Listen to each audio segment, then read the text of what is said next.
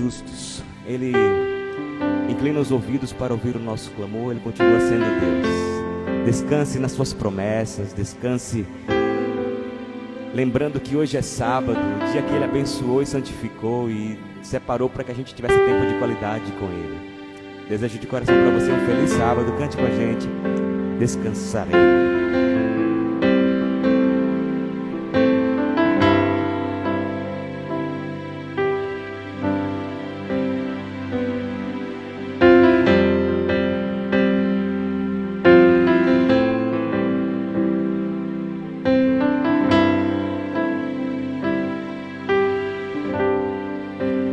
Cobre-me.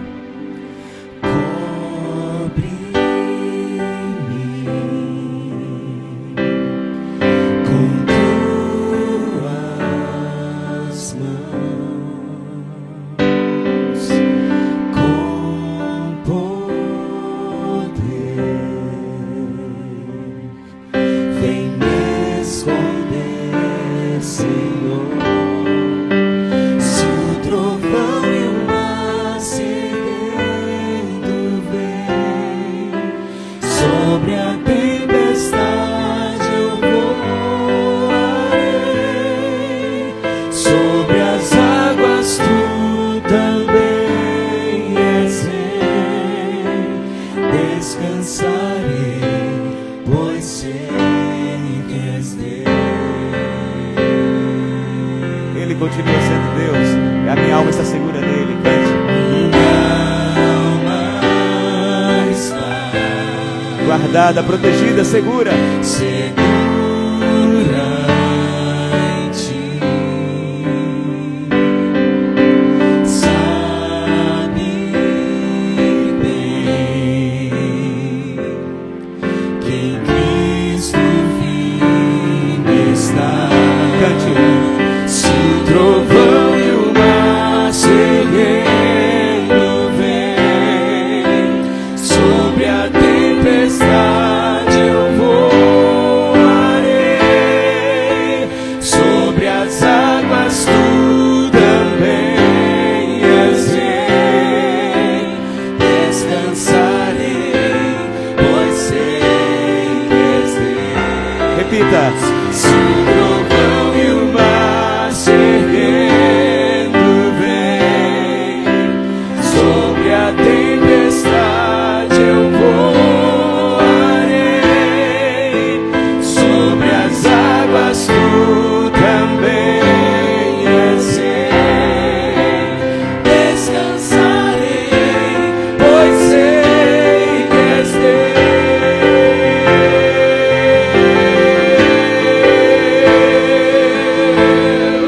Aleluia.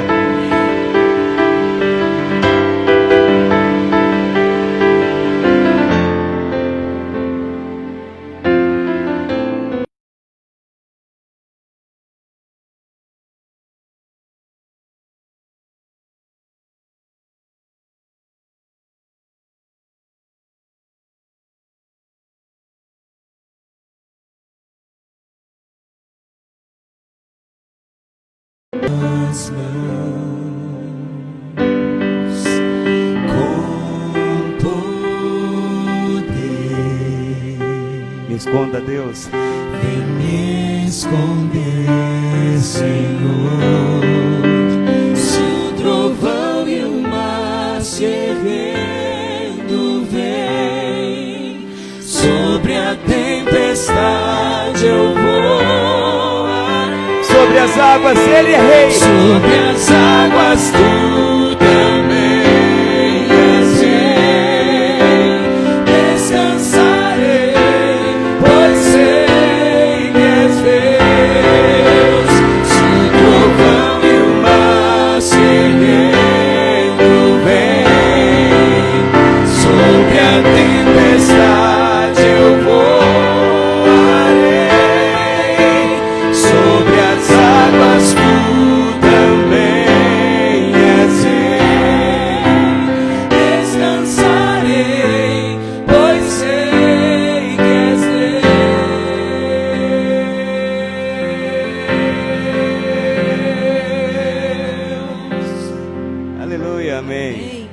Louvado seja o nome do Senhor para sempre.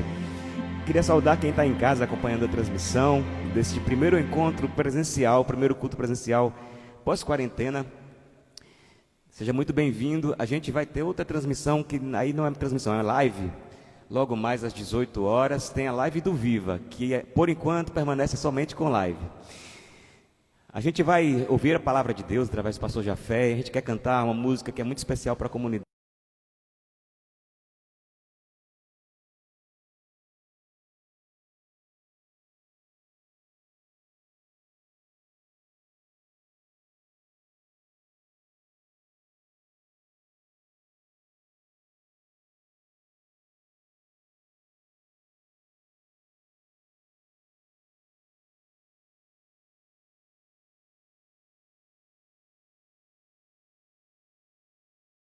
Mas quero é ouvir tua voz, tudo que eu mais quero é sentir tua mão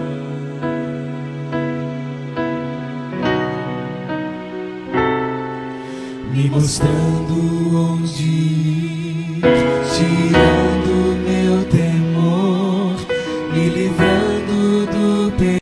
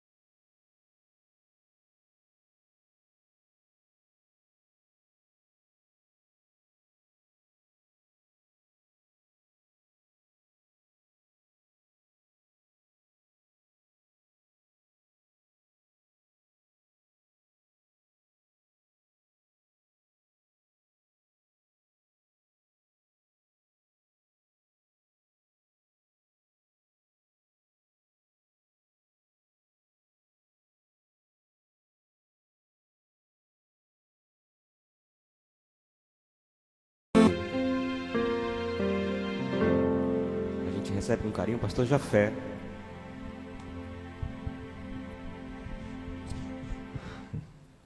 Gente, graça e paz a todos. Que coisa, né? Então, eu estava aqui pensando o seguinte, esses dias, há mais ou menos uns 3 meses, conversando com o Valdisson, ele disse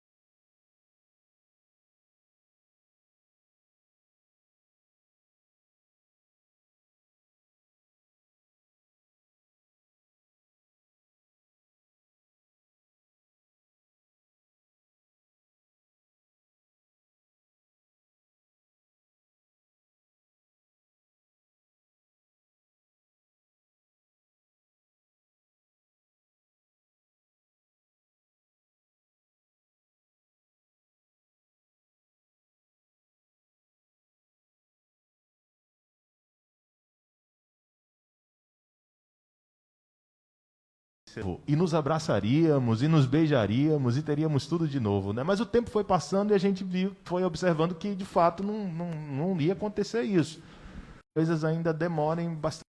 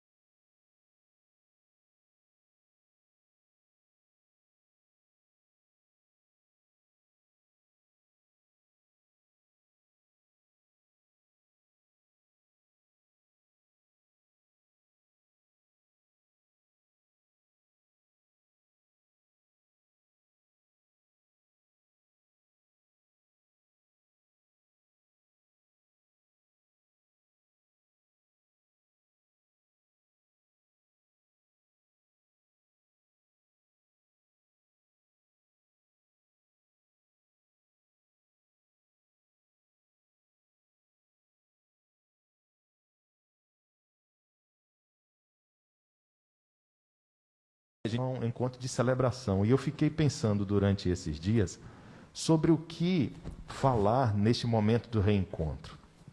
Quando tudo começou, eu pensei que seria muito próprio falar um pouco sobre os últimos eventos. Então, é um tema bastante interessante, não é? E tinha tudo que ver com a situação que a gente estava vivendo no momento. Então, no retorno, nós vamos falar sobre os últimos eventos. Eu vou estudar, vou fazer uma série sobre isso.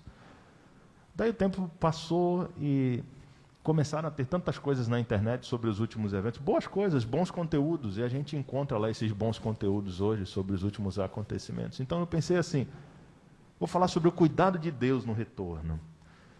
Mas aí nós tivemos não só uma série, mais de uma série no Viva tratando sobre esse assunto também, sobre o cuidado de Deus. E eu ficava pensando assim, à medida que o tempo ia passando, né? Poxa, qual seria a mensagem que seria a mensagem oportuna para esse momento de retorno? E aqui estamos nós. Eu espero em Deus que as orações tenham sido atendidas e essa nossa primeira mensagem, nosso primeiro encontro no retorno, nessa retomada, a mensagem seja oportuna para esse momento que nós estamos vivendo.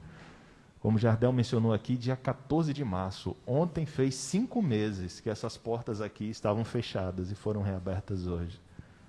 Isso nunca aconteceu, nem nos 6 ou 7 anos da história do Espaço Novo Tempo, e nem, enfim, não é? Nos tantos anos de várias outras igrejas ao redor do Brasil. É um momento completamente novo para nós e para a nossa geração, mas o mundo já viveu circunstâncias semelhantes a essas, tá bom? O que dizer à igreja? Eu vou deixar que, em vez de que eu diga alguma coisa para a igreja, ler alguma coisa que o próprio Jesus disse há muito tempo para a sua igreja na época que passava por um momento de crise também. Vamos fazer uma oração agora por isso?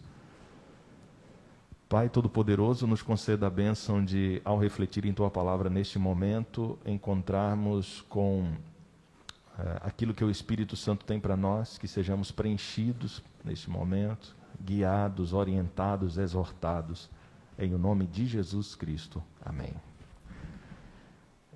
Mateus 28, mas antes eu gostaria de mencionar, Jardel falou aqui, o nosso tempo aqui hoje é muito curto, é o tempo de 1 hora, mas eu quero reservar alguns minutos para dizer o meu muito obrigado a uma equipe fantástica, que nós já conhecemos, que é a equipe que canta, que toca, da mídia, a equipe da recepção, a equipe de higienização, uma equipe nova criada aqui, e que eu acho que essa moda vai pegar, viu? Pelo que a gente está percebendo, né? Essa moda vai pegar. A equipe de higienização. Tem essa equipe agora que vai cuidar de fazer a higienização do local quando nós sairmos, já treinando para quando nós tivermos o Viva. E para deixar tudo limpo, nós vamos ter à noite também. Então, muito obrigado a toda essa equipe e a você que está nos acompanhando aí online. Deus te abençoe também e a todos vocês que estão aqui conosco. Em Mateus, no capítulo 28, Jesus ele está falando aos discípulos depois que aconteceu a sua morte e sua ressurreição. Neste momento, é preciso que a gente contextualize um pouco o que aconteceu. Mas eu só vou usar 2 versículos para contextualizar. É o versículo do capítulo 28, nós vamos ler a partir do verso 18, mas para contextualizar os versos 16 e 17. No verso 16 está escrito bem assim, deixa eu passar aqui, pronto. Os 11 discípulos foram para a Galileia, para o monte que Jesus lhes indicara.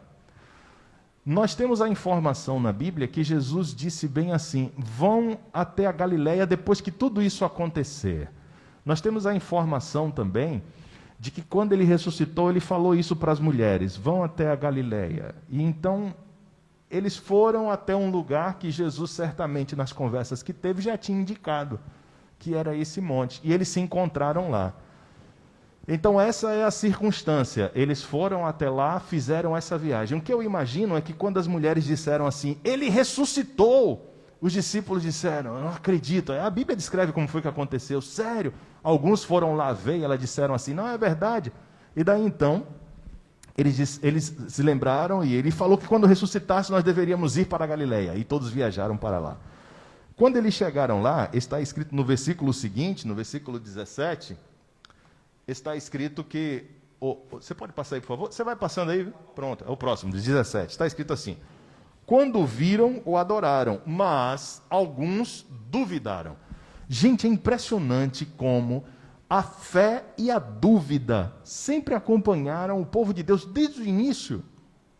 A fé e a dúvida. Muitos adoraram, creram, portanto, reconheceram, mas alguns duvidaram. Essa dúvida que nos persegue assim, que o tempo todo, e que às vezes é a história de nossa própria vida. Olha, nós lamentavelmente perdemos esse ano um grande mestre, um grande professor, um grande teólogo, que foi o pastor Luiz Nunes. Morreu aos 79 anos, mês passado. Eu tive uma matéria com o pastor Luiz Nunes chamada de Formação Espiritual. É uma matéria só de curso de teologia mesmo, você nunca vai ver isso lá no seu curso, formação espiritual.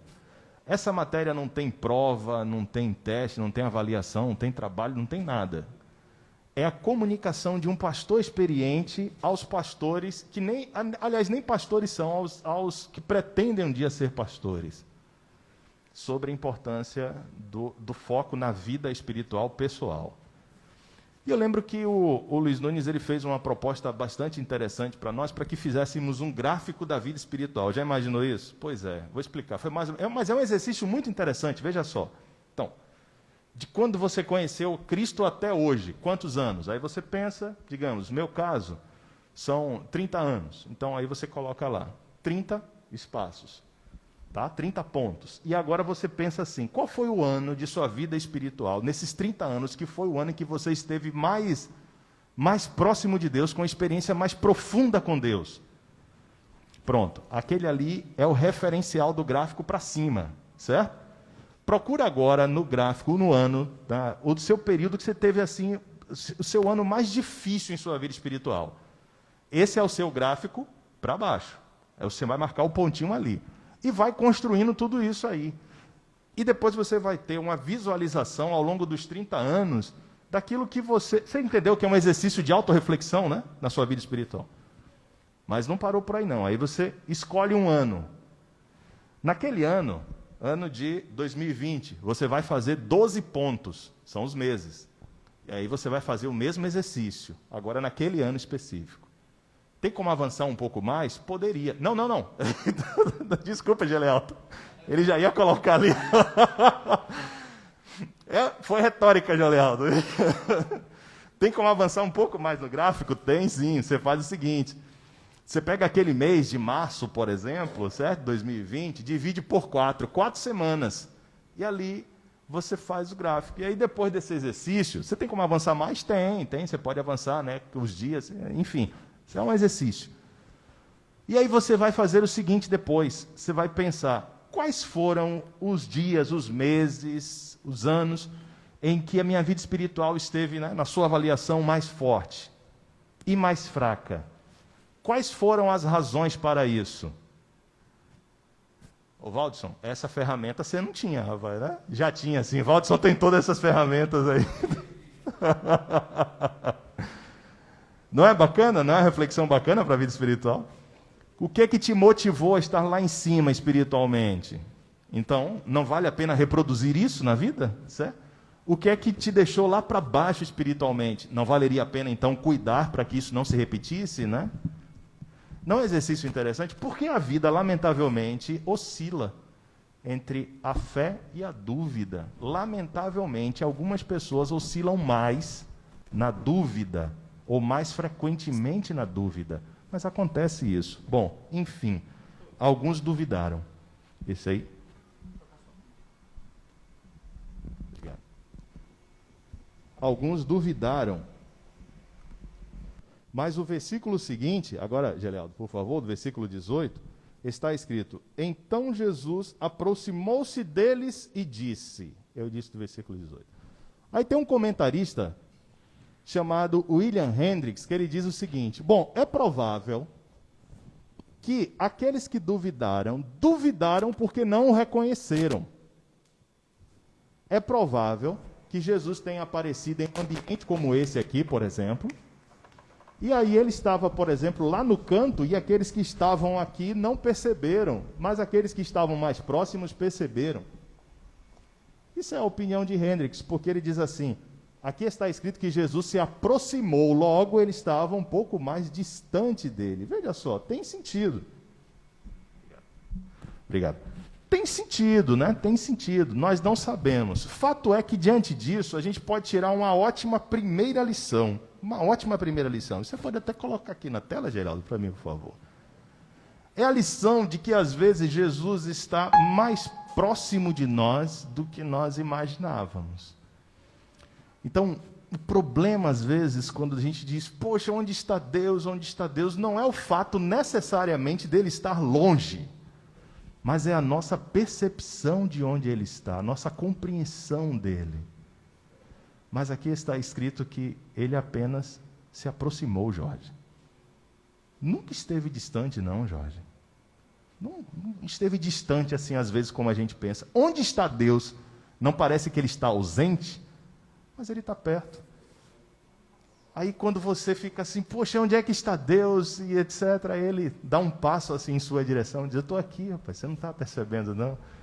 E aí acontece aquele milagre em que a dúvida se torna em fé. Isso é misericórdia de Deus, porque a misericórdia de Deus não olha para nós e diz assim, estou aqui, Valdo, você não está me vendo, não? Ele diz, poxa, ele não está conseguindo me ver, eu estou aqui na frente dele e não está me percebendo. Então, Esdras, eu vou dar mais 2 passos aqui, está me vendo agora? Tá, eu estou vendo, então eu sempre estive aqui, Esdras. Eu estou no entorno, eu não estou longe, eu estou aqui no entorno.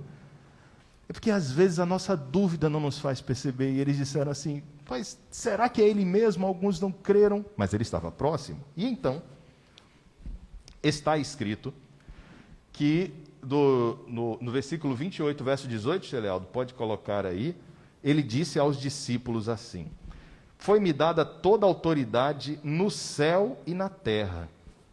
Quando Jesus ele fez alguns milagres aqui, ele falou assim, olha, não conta para as pessoas o que está acontecendo. No entanto, aqui ele diz assim, olha, toda a autoridade me foi dada, então agora, próximo verso, Gelealdo, vão e façam discípulos de todas as nações, batizando-os em nome do Pai e do Filho e do Espírito Santo, ensinando-os a obedecer a tudo que lhes ordenei. Tem uma coisa aqui interessante nesse texto, que quando a gente olha para a gramática do texto, você talvez já tenha ouvido até algum sermão sobre isso, algum pregador dizendo assim, olha, nesse texto aqui nós temos um imperativo, que é faça discípulos, é uma ordem.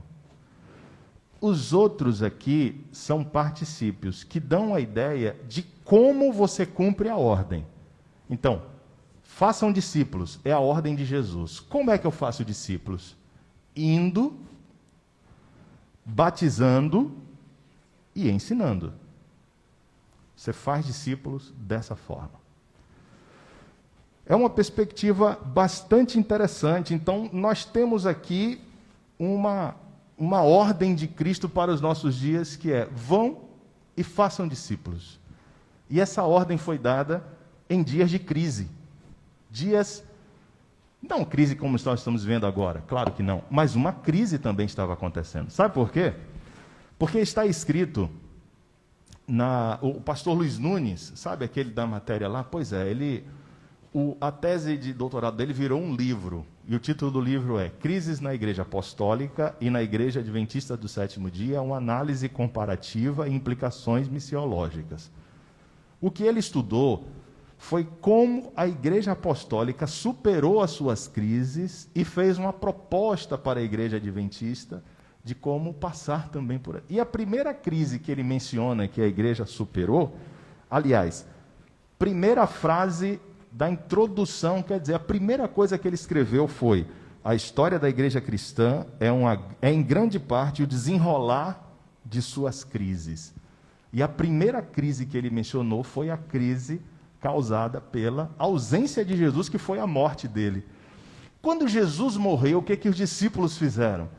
Eles se recolheram com medo. E aí, quando Jesus aparece, ele diz assim: vocês não vão ficar recolhidos, vocês vão e vão pregar. Nos momentos de crise, a gente tem medo. Gente, eu parava ali, olhando pela janela da sala, eu consigo ver duas ruas. Tem uma praça e duas ruas, né? A interseção das praças. Eu nunca tinha visto essas ruas do jeito que eu vi em uma segunda-feira, 3 horas da tarde. Em uma terça-feira, 6 horas da noite, ninguém caminhando na praça. Nenhum movimento, absolutamente nada. Eu olhava pela janela e dizia assim: meu Deus, o mundo realmente parou. Porque não tem ninguém na rua e etc. E eu lembro de um dia que eu observei isso, e era de manhã ainda, e eu parei, sentei no sofá e fiquei pensando assim, nas coisas, e eu senti medo também. E eu falei assim: o que será que vai acontecer? E quando a gente sente medo, a gente quer ficar resguardado. Mas Jesus, ele disse assim: o tempo de crise é um tempo oportuno, porque eles estavam vivendo a crise naquele momento, para que vocês continuem fazendo isso que eu vou falar agora para vocês. Vão por todos os lugares e digam a todas as pessoas o motivo da esperança de vocês. Nosso grupo de estudos da Bíblia tem cerca de 17 pessoas por noite. Quando nós nos reuníamos aqui, Jorge, nós tínhamos 6 ou 7 pessoas, na verdade. Temos mais gente, né, agora. Eu nunca faria um grupo de estudos, eu nunca estudaria a Bíblia com alguém que mora nos Estados Unidos, em Portugal ou na Espanha. Isso já aconteceu no Chá com Bíblia. As pessoas chegaram para poder. Eu tive que no Google Tradutor e botar os versículos. Aliás, você tem a Bíblia em espanhol, né? Então eu pegava os versículos da Bíblia em espanhol e botava lá, para que um amigo nosso que conhece alguém aqui do Brasil, que diz assim: olha, tem um grupo de estudos que agora é online. O cara falou assim: não, eu posso participar? Eu não sou dessa igreja, não. A pessoa diz: não pode. E ele participa. Então, já imaginaram isso? Olha o que a oportunidade que a crise nos deu. Então, quando a gente olha para isso, irmãos, eu percebo o seguinte: Jesus está mais perto do que, às vezes, eu consigo perceber. E as oportunidades para poder fazer isso são fantásticas. E aqui eu quero encerrar com uma história que eu aprendi recentemente, bem recentemente, a respeito do ir e do pregar. Isso tem que ver com o que aconteceu com Leônidas há muito tempo, no ano 480 a.C. O rei Leônidas, sabe daquele filme? Bom, quando o Xerxes, quem registra esse fato é Plutarco, um historiador. Plutarco escreveu que quando Xerxes ele diz a Leônidas que ele deveria se render, ele usa a expressão: baixe as mãos e entregue as armas. Aí então, na história, né, no registro histórico que Plutarco escreveu, ele diz que Leônidas responde a ele com a expressão: molon labé, a expressão grega, uma frase grega que significa vem e pegue. Então Xerxes diz assim: me entregue suas armas, se renda, né? Me entregue as armas. Então Leônidas diz: venha pegar. Quando você assiste o filme 300, você vê essa cena ali acontecendo, né? Essa expressão tem que ver com uma expressão que Jesus usou na Bíblia também. Quando Leônidas diz, vem e pegue, molon labé, ele está usando um imperativo e um particípio. Assim como Jesus disse, vá e pregue. Olha só. Só que Leônidas usou essa expressão num clima de hostilidade. E Jesus está nos dando essa ordem num clima de esperança para as pessoas que vão receber. Ele está dizendo assim, vá e fale a essas pessoas. Essas pessoas precisam ouvir. E eu estava pensando assim, o que eu vou dizer à igreja quando nós nos encontrarmos? Nós temos conversado durante as lives aí no sábado à noite com outras mensagens, mas o que eu pensei para nós conversarmos é que a oportunidade, irmãos, de nós irmos e pregarmos a outras pessoas que estão por aqui próximas de nós. Não é a oportunidade de nós nos recolhermos. Eu assisti fica aqui uma dica também, eu assisti um episódio bastante interessante, uma live bastante interessante do pastor Amin Rodor, quando ele fala assim, quando sair das grandes cidades, procure isso. Gente, é uma visão fantástica, abriu minha mente sobre esse assunto e recomendo aqui para vocês, olha, ele diz uma coisa aqui que eu vou resumir em uma frase. Deixe a proteção, a sua proteção, com quem de direito, que é Deus.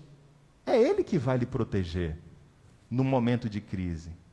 Não está falando aqui de máscara, de álcool em gel, não é isso, você entendeu? Então, não está falando disso. Mas é Deus que vai lhe proteger. Apenas fique com Ele. Apenas fique com Ele. Então, neste momento, todos nós nos sentindo perto de Deus e observando que Ele está mais perto, percebendo que Ele está mais perto do que nós imaginávamos. E fazendo aquilo que Ele disse para nós fazermos. Assim como Leônidas usou o imperativo e o particípio. Venha e pegue. Jesus disse, vá e pregue. Discipule as pessoas. Faça isso por elas. Elas precisam ouvir também.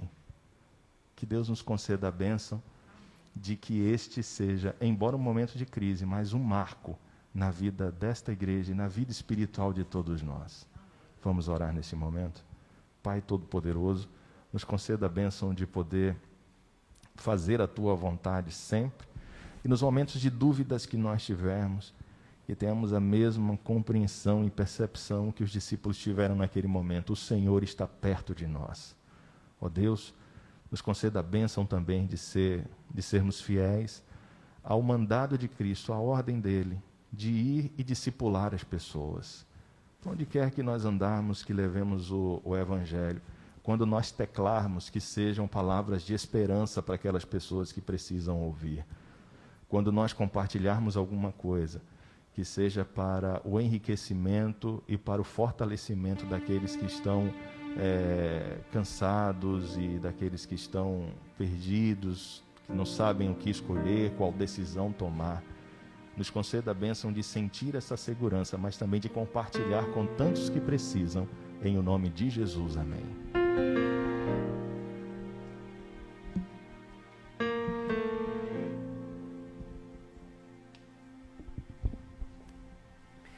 Se o Senhor não edificar a casa, né, Jafé?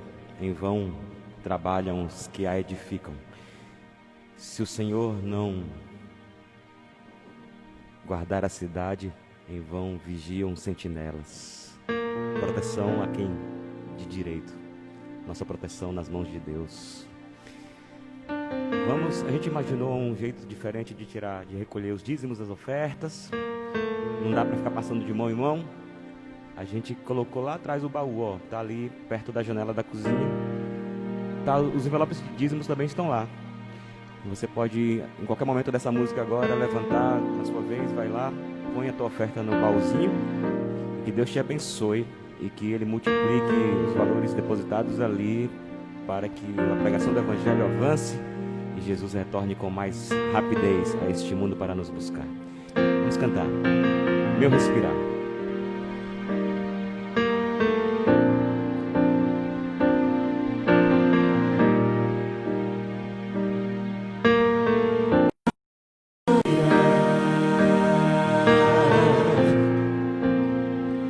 Este é o meu respirar,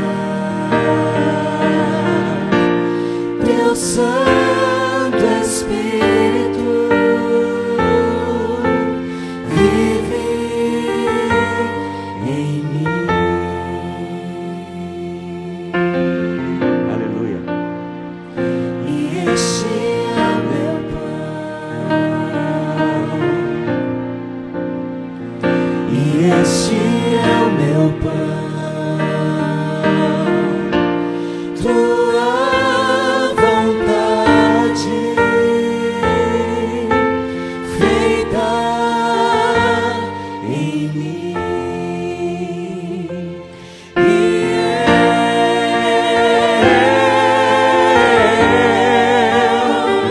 eu nada sou sem ti.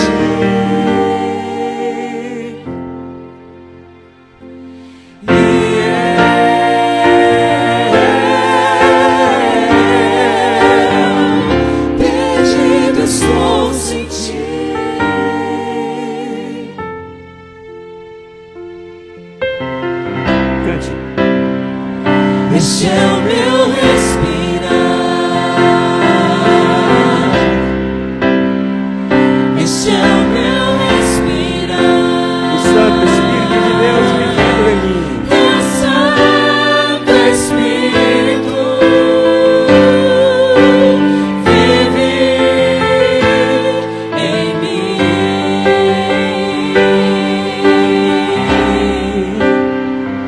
E este é o meu pão, e este é o meu pão. A tua vontade feita na minha vida. Tua vontade feita em mim.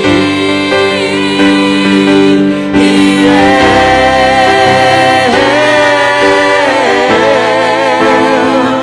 eu nada sou sem ti.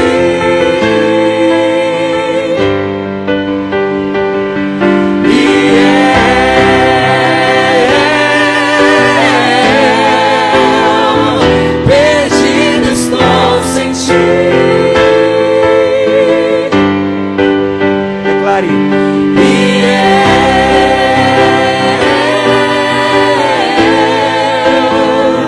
Eu nada sou sem ti.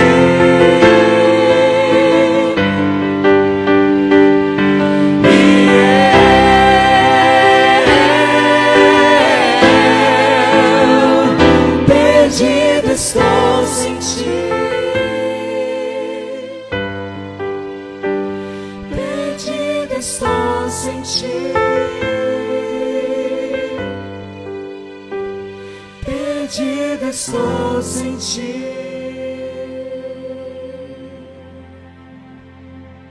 Oremos. Senhor Deus, essa música termina com uma frase que nos faz pensar: perdidos estamos, perdido estou sem ti, sem tua presença em minha vida. Mas a tua palavra diz que o Senhor nos encontrou primeiro, que o Senhor nos escolheu, que o Senhor nos buscou. A gente pede a tua bênção para este momento,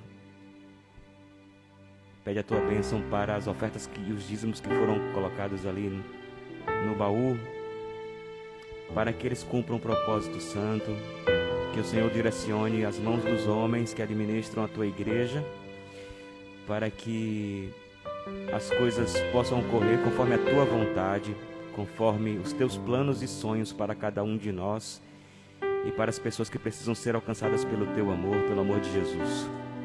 A gente te agradece pela oportunidade de estar na tua casa de novo e juntos como uma comunidade louvar o teu nome de maneira tão especial.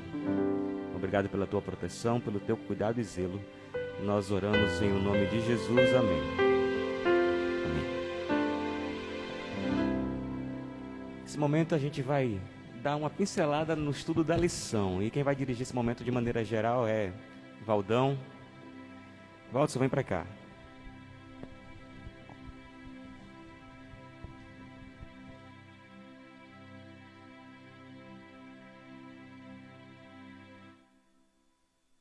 Ei. Bom dia, gente. É bom ver vocês de máscara. Eu imagino que está todo mundo sorrindo, feliz aí dentro, né? Né? Não, aqui é o seguinte, aí é mapear, né? Eu não venho mais não aqui, Priscila. Eu fico entrando ali, quero abraçar todo mundo, aí fica todo mundo assim meio travado, né? Negócio diferente. Gente, vocês estão bem? Todos na paz? Que saudade, né, desse encontro, sobretudo a saudade quando a gente fecha as rodas aqui para começar a debater a lição. Mas isso tudo passa logo, logo, logo. Eu vou tentar usar a máscara falando, mas quem tem renite é um negócio difícil, né? Esse negócio fica abafado, fica um troço esquisito, né, negão? Vamos conversar um pouco sobre a lição. A lição ela tem um caráter, não é da mensagem, ela tem um caráter muito mais de aplicação no dia a dia. E esse momento é o momento em que a gente tenta trabalhar a recapitulação dela. Não vamos ter muitas discussões, mas vamos tentar fazer alguma porque o tempo urge. Pequenininho. O verso central dela está em Isaías 55, verso 11. Isaías capítulo 55, verso 11. E esse eu vou ter que jogar uma pergunta para vocês. O verso diz assim, ó: assim será a palavra que sair da minha boca. Não voltará para mim vazia, mas fará o que me apraz e prosperará naquilo para que a designei. Sua percepção sobre esse verso? Vou ler de novo. Assim será a palavra que sair da minha boca. Não voltará para mim vazia, mas fará o que me apraz e prosperará naquilo para que a designei. Rapidamente, em um minuto, sua percepção. E você que está aí na internet, vai comentando aí também, porque alguém pode compartilhar do seu comentário, e isso vai fazer a diferença também na vida das pessoas. Nós temos um auditório aqui de 60 pessoas, né? Tem 40, eu acho que plugado aí, mais ou menos em torno de 20 aqui. É excelente.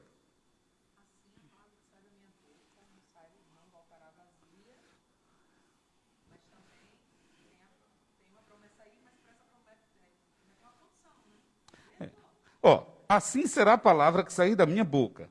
Não voltará para mim vazia, mas fará o que me apraz e prosperará naquilo para que eu designei. Isaías escreveu isso aqui diretamente do pensamento central de Deus, ok? Então Deus diz assim, ó, a minha palavra não voltará vazia. E ela vai prosperar, ela vai cumprir exatamente o que eu designei, porque ela me traz felicidade. Agora eu pergunto para nós, sobretudo aqueles que já participam desse movimento há um bom tempo. Você já teve a sensação de conversar com pessoas sobre o Evangelho e ter a sensação de que um voltou? Que ficou vazio? Estou perdendo o meu tempo, né? Estou perdendo meu tempo? Perdendo meu Já tempo. teve essa sensação, Marcelão? Você que é rei de estudo bíblico, vários? Agora eu vou fazer uma pergunta intrigante. O que a gente colocou quando a gente sentiu esse tipo meio que de frustração, foi a palavra de Deus ou foram as nossas palavras? Quando eu leio esse verso, eu me lembrei de um episódio no meu primeiro ano de contabilidade, lá no Costa e Silva. Velho, tem tempo. Tem. Era o curso técnico, né, velho? E aí quem dava aula de religião, que naquela época era participando da grade, aula de religião, era o padre Unaldo. E eu disse assim, repara a ousadia, padre, para não ficar assim, solto, quer que eu traga um estudo bíblico? Na época era aquele, a Bíblia fala. E eu levei, velho, o estudo bíblico. E ainda fui mais ousado. Levei o pastor Neemias, que era um departamental aqui, vocês conheceram Neemias? Um fortinho assim? Não, não é do meu tempo não. Não é do seu tempo não, né? E... é possível que não. Mas minha cabeça está rodando aqui. Quem é Neemias, rapaz? Esse pessoal. E aí ele foi... Deixa eu de onda, cara. E aí ele foi para... Inclusive, algumas das aulas foram ministradas por ele. Só que eu, no meu jeitão, e doido para negócio de estrela em coroa, né?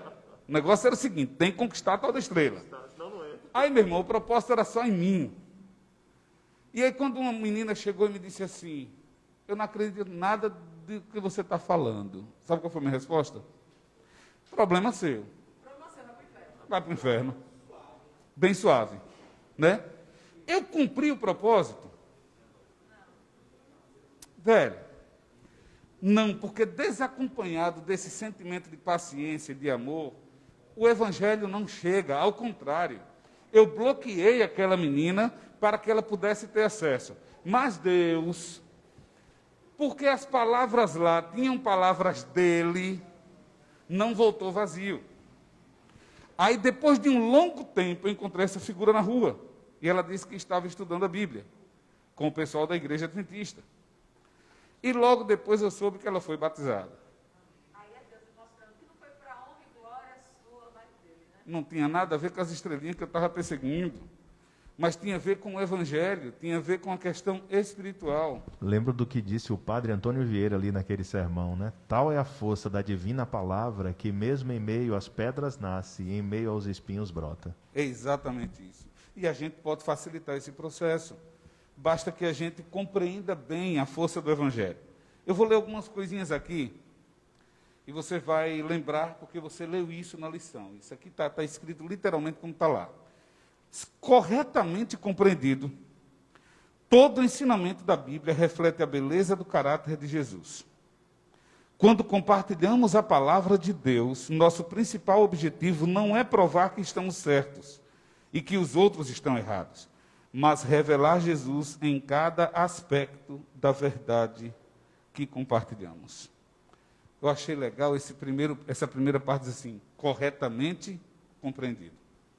Porque quando nós compreendemos de fato o Evangelho na sua essência como sendo a boa nova da salvação, dificilmente nós vamos começar a falar com as pessoas sobre regras, mas vamos falar sobre esperança, sobre possibilidade, sobre eternidade, sobre a possibilidade de ter uma vida melhor em Cristo Jesus.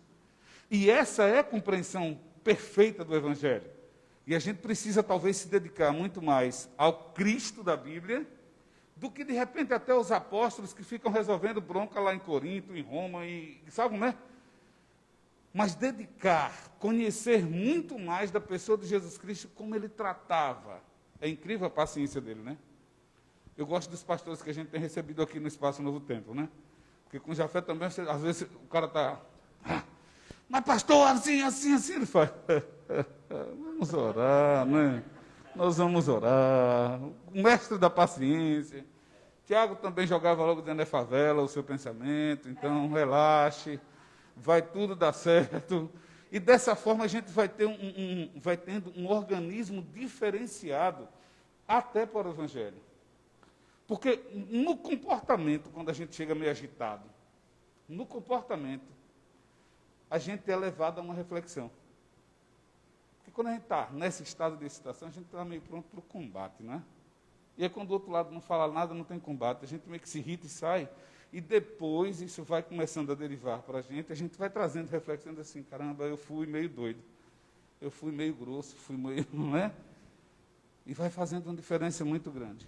Olha outras coisas aqui que eu anotei. Ó.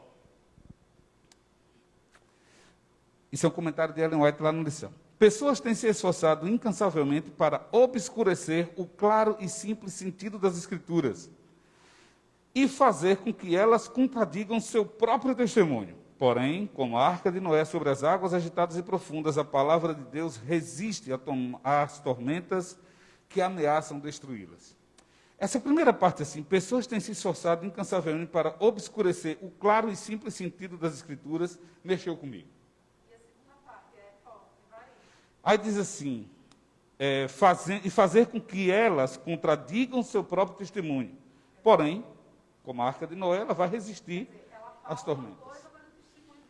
Mas o testemunho fala. Que Deus é amor, que Deus é isso, Deus é aquilo, mas eu sou ignorante, eu sou bruto, eu sou estúpido, eu não consigo ter sensibilidade com o próximo, eu quero empurrar a goela abaixo, eu acho que tem que ser assim, quer dizer, se contradiz, né? Eu ia fazer uma pergunta exatamente para todos aqui, de que forma a gente acaba também se opondo ao Evangelho. Na minha ida agora para São Paulo, eu parei ali em Feira de Santana e um pastor amigo nosso disse assim, fechei 4 igrejas. Eu disse, você é um cabo macho. 4?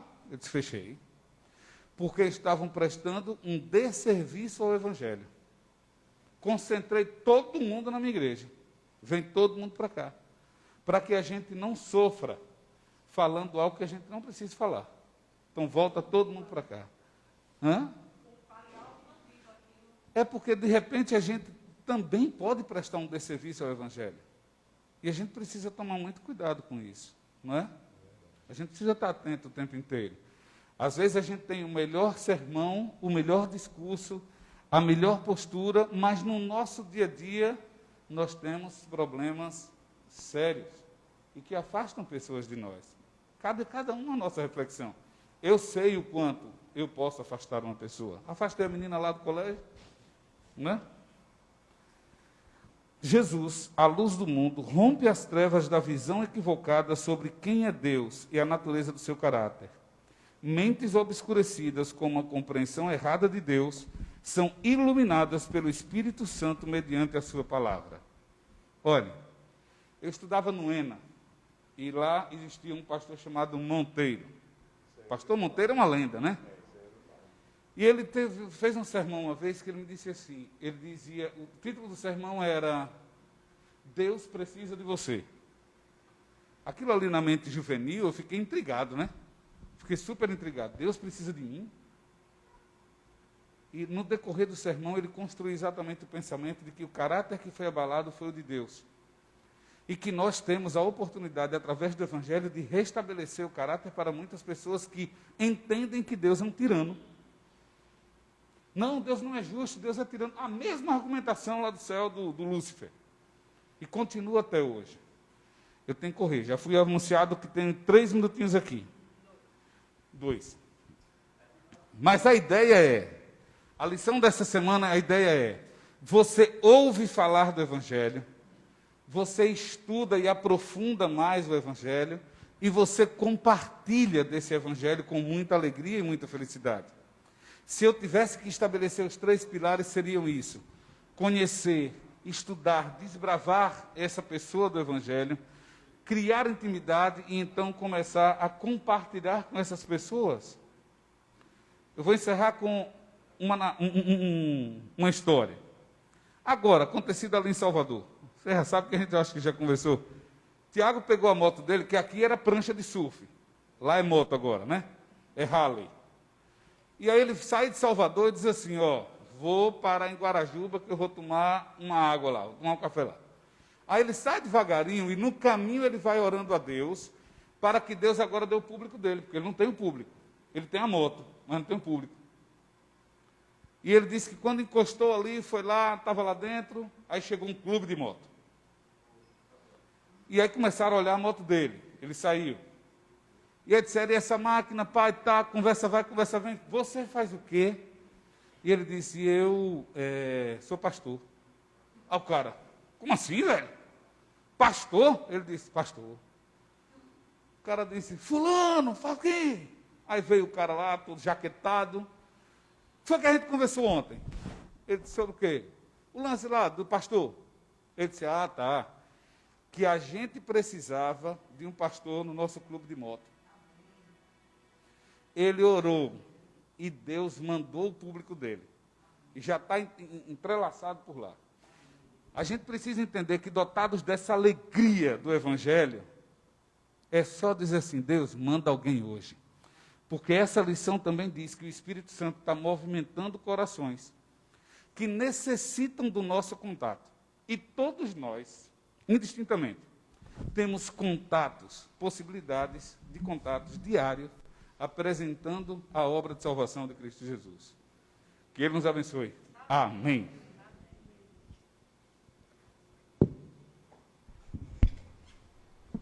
Queridos, esse foi o Encontro Comunidade, acontece todo sábado de manhã, às 10 horas, nesse período de retorno da quarentena. Você que está em casa, não temos ainda o Viva presencial. O Viva continua pela live às 18 horas em ponto. A gente orienta todos que estão aqui presentes que a saída é por ali. E, por favor, não se demore. Por enquanto, nós estamos com todos esses cuidados. Não se demore aqui ao redor da casa. Vai direto para o carro, volta para casa, em segurança. Que Deus te guarde e te proteja. A gente vai se despedir cantando.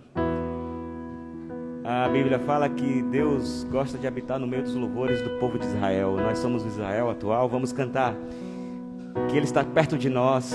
Cristo está sempre perto da gente. Ele é o nosso respirar, a razão do nosso canto. Jesus. Vamos cantar.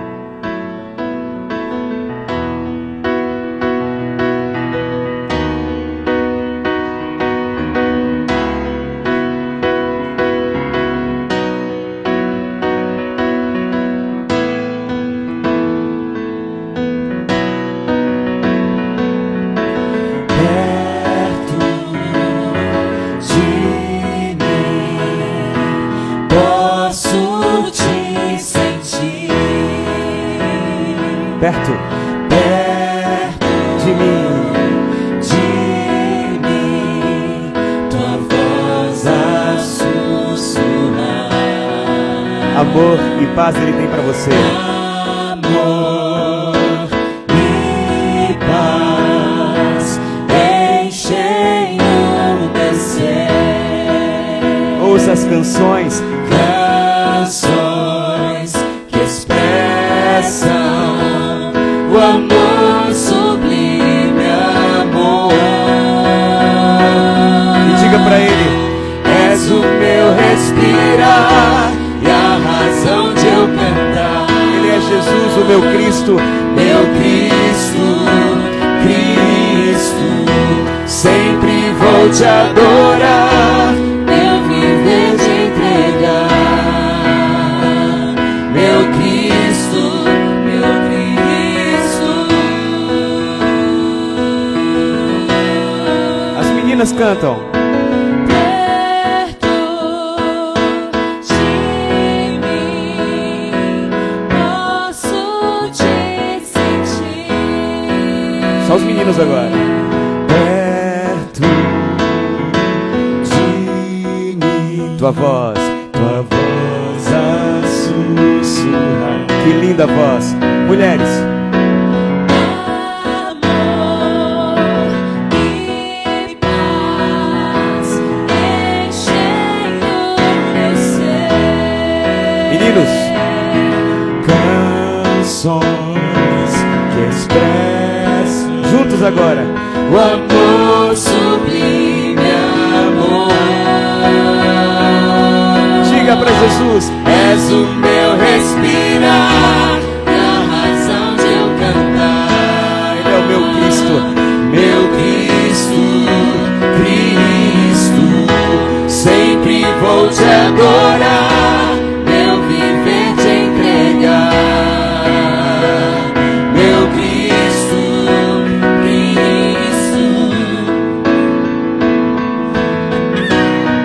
meu Cristo.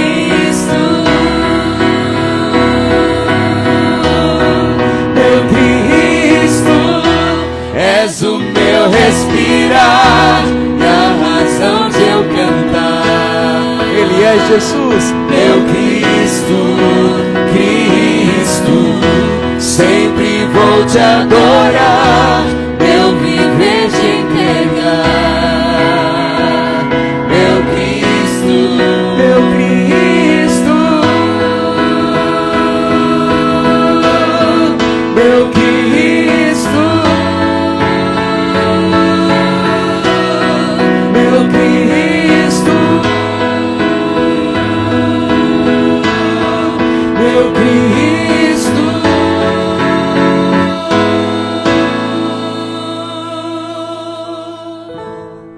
Amém. Foi Ellen que errou tudo, viu, Clef? Que mentira. Não, a gente